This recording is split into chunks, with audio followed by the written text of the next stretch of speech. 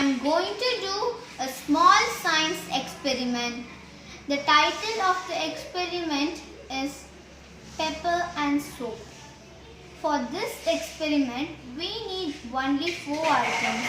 Number 1, a small plate. Number 2, a cup of water. Number 3, pepper. Number 4, dishwash liquid. To start with the experiment, first pour some water into the plate.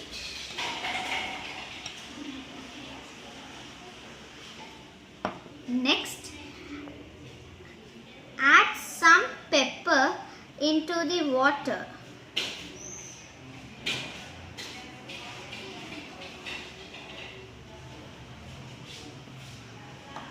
At last, take some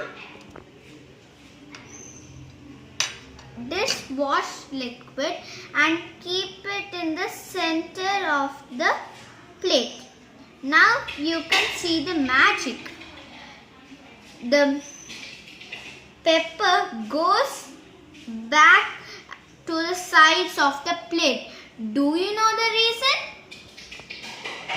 The soap, that is dishwash liquid, breaks the surface tension of the water and the water goes back to the sides of the plate along with the pepper. Thank you.